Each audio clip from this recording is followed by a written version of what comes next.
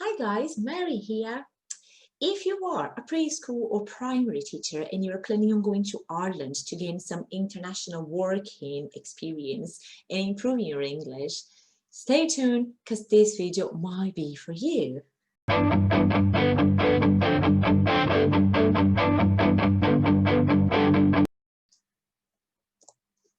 Many teachers decide to go to Ireland because there is a great need of this type of professionals in the country, apart from very decent salary and the opportunity for you to practice, to improve your English if you are not an English speaker. So in this video, I'm going to show you some tips on the process, and we are going to talk to two amazing Spanish ladies that have been working in Dublin for more than a year. Right, so you think this journey is for you. Such a great idea. Amazing. So let's see what you need to be a primary or childcare worker in Ireland.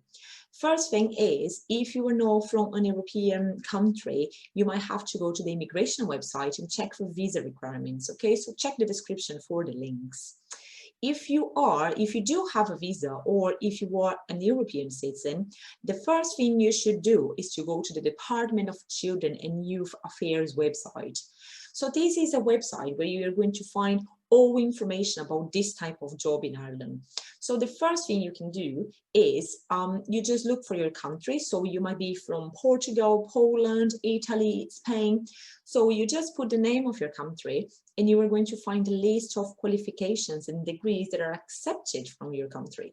So you can see the name of your university. If you are a primary teacher, if you are a preschool teacher, you are going to be able to say if your degree is accepted.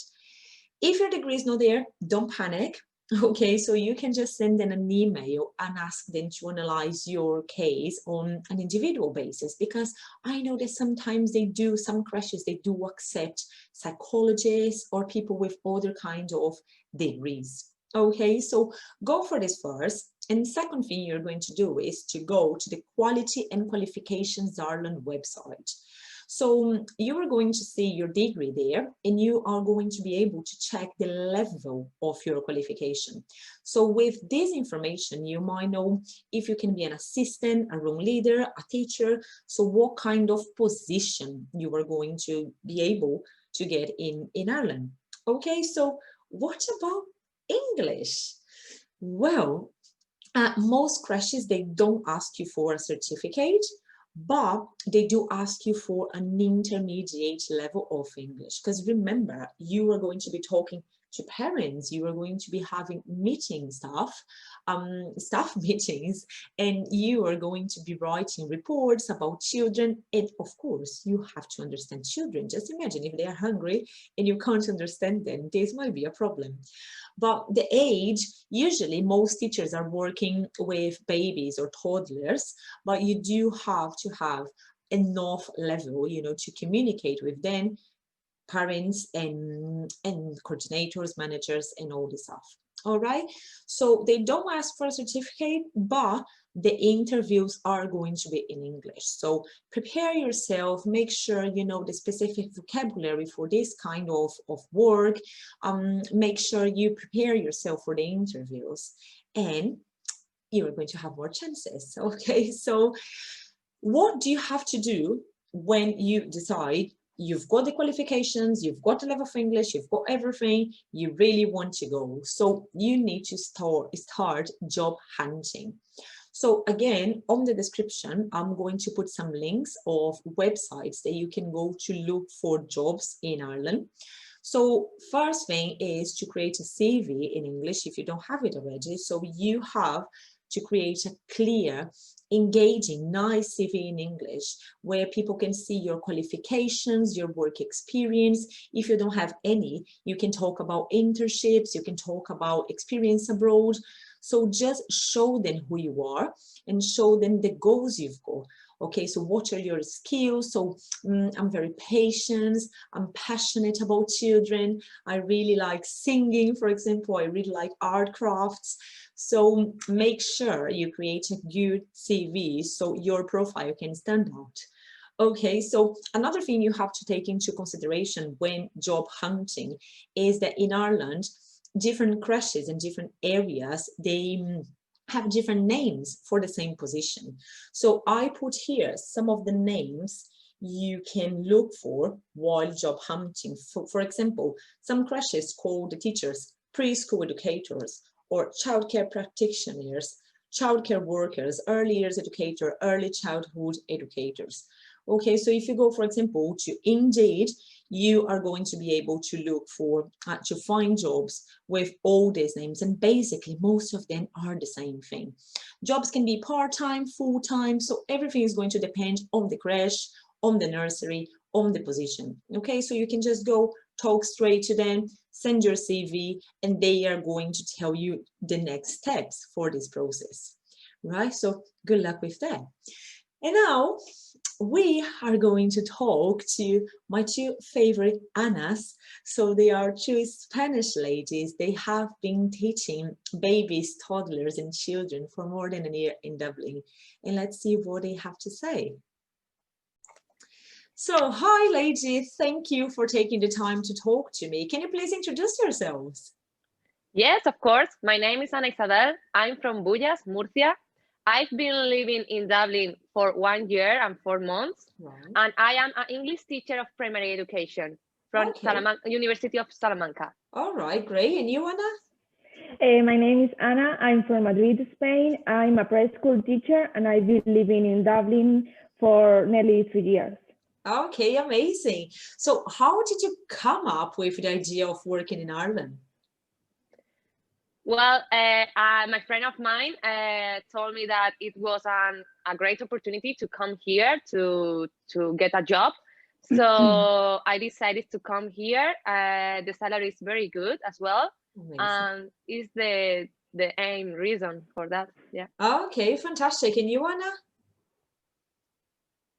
In my case, I decided to go abroad and move to Ireland because in Spain was and still nowadays is difficult to find a job related with our degree if you don't have a high level or English or even teaching experience. And because of that, I knew that this opportunity would help me to reach all these goals, get a good level of English, and at the same time get the experience and of course live in other countries. Okay, fantastic. So how was the job application process? So did you look for a job on internet? Have you talked to people, or how did you do it?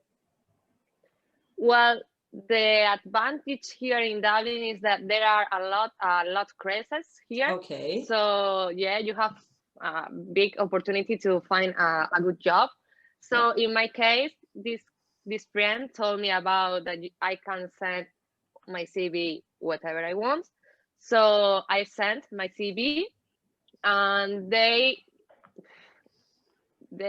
spent 2 days, no more, answer you and ask you about that you have to send as well 2 references about your last job, and your certificate of your degree. Okay. After that, you have to send or to do better a vetting garda, which is it is a document that the police check in case that you have a criminal record or something like that. Right. Yeah. And that's all. And in 3 days or 1 week, they are going to do the interview. All right. So in your case, it was you just talked straight to one company, and you had the process with this company. And how was your process, Ana? Was pretty similar. In my opinion, for us as Spanish teachers, in this case, it's not too difficult to get a job in our area because we have the advantage that we are well prepared. All right. And Irish crèches are looking for people with O level. And once you send the CV, you had the interview, and when you get the job, they send you an email with some requirements, as Anna said before, proof of qualifications, references, police vetting, and they ask you why you want to work in the crèche. All right. Yeah, in which class you want or you prefer to work. Okay. So then you were talking about the interview. So how many interviews did you have, and how were the interviews? Were they online, face-to-face, or how did it work? Well, in my case, I had one interview face-to-face. And in that interview, they explain everything about the company, about the different classrooms that they have. Yeah. And they see about your English level. They ask you about your experience, if you have a first aid course, for example, Yeah. if you are work about or with different methodologies, Montessori or high scope or these kind of things. And now, for example, with the coronavirus, I know that the interviews are online, of course. Okay. So it depends. It depends on the situation. Okay, and you, Anna, was a face-to-face as well? No, in my case was via Skype because I was in Spain. Yeah. And yeah, my interview was pretty similar.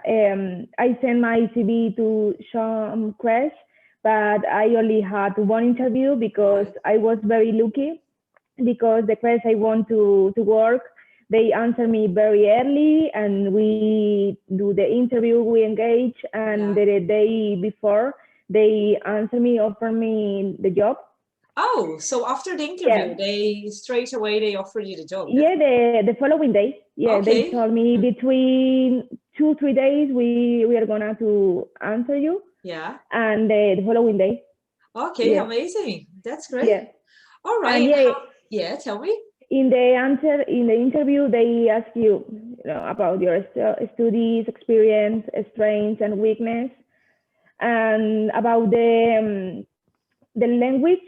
In my case, and I know for other friends, they don't really ask you for good level of English. Only you need, exactly. You need to be able to understand and communicate. Yeah, to communicate to parents. Properly, exactly. To children, okay.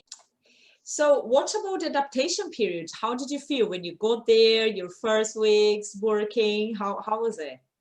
In my case, the adaptation was pretty good because the managers and all the staff were very kind. Always they support us and make us feel happy when we are working.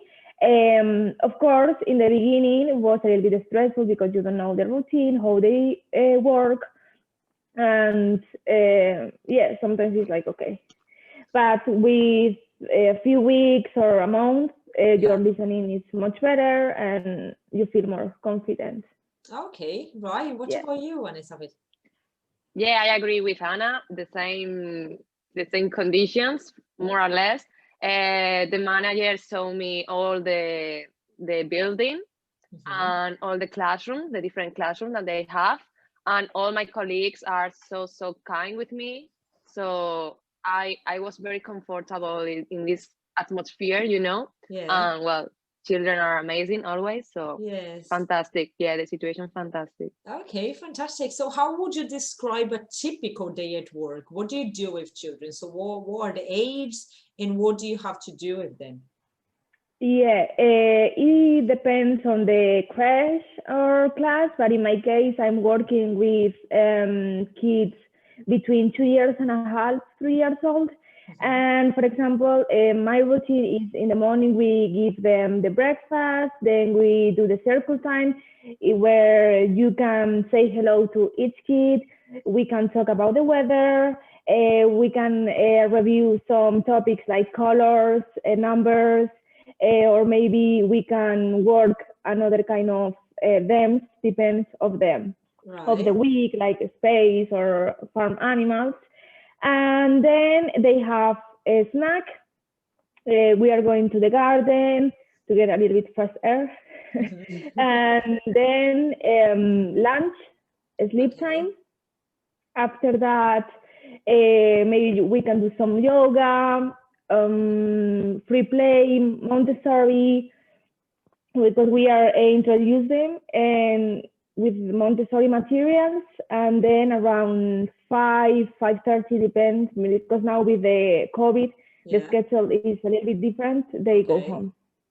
Okay, so they sleep and eat a lot.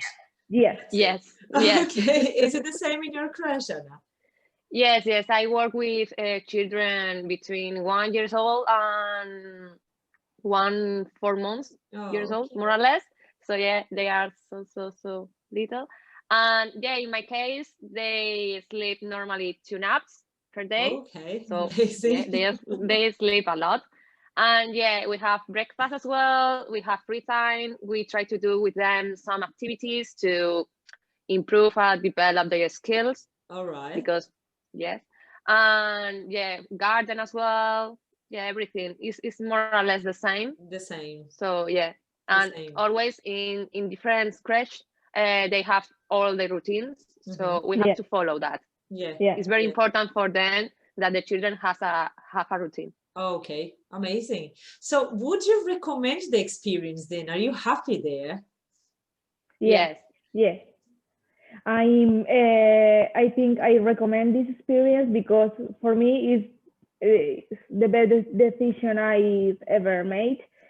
Because in the beginning, in my case, I was a little bit scary about the language, like go abroad, leave my family in Spain.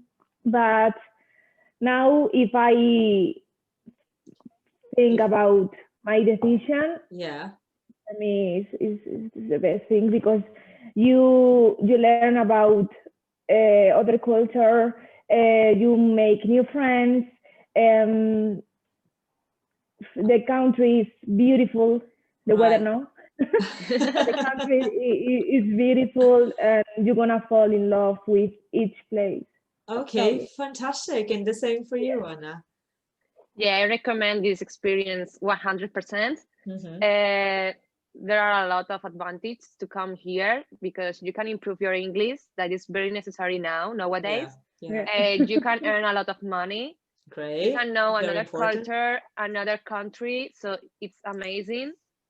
I think that the weather maybe is a little hard, but well, it's okay. It's good. And the opportunity to meet new people from different countries is amazing for me in my case. So yes, I recommend it. It's a good option if you don't know what are going to do with your life. It's a good option. Yeah. You know, sometimes it's scary, but you need to move on and and just take up I'm sure like you're gonna be happy, and at the end you're gonna say what's the best decision. Okay, fantastic. Happy teachers. All right, so thanks a lot for sharing your experience with us, and you're welcome. You're welcome. Good luck. So much. Okay, cheers. So bye, ladies. Thank you. Bye. Bye. So that's it, guys. I hope you liked this video. If you've got any questions for the girls or for me, please leave them below. Okay, so if you liked my videos, subscribe to the channel and check me on Instagram as well. Bye.